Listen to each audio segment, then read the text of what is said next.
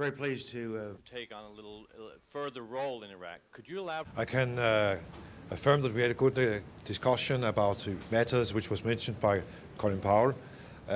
We find it very important that we help the Iraqi people to get a life in freedom. That means we have to be there to stabilize the situation in Iraq so that the people can enjoy their freedom. And we find it very, very important that those who want to destroy the future of Iraq will not carry the day. That's also why I find it important that we get a new United Nations resolution which makes it possible to get a broader support for the Iraqi people to the stabilisation and reconstruction of Iraq.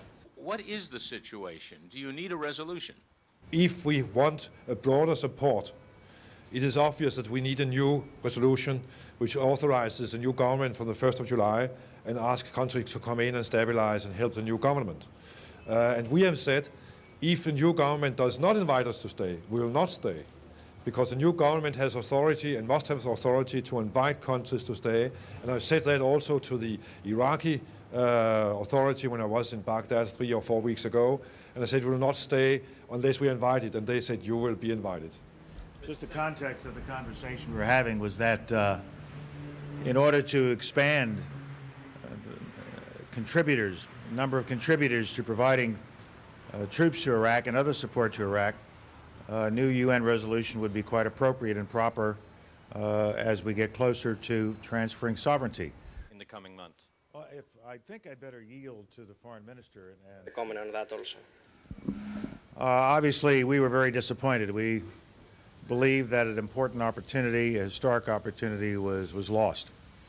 But people have spoken, and one must listen to the will of the people when they speak through referenda or through other means of expressing their view.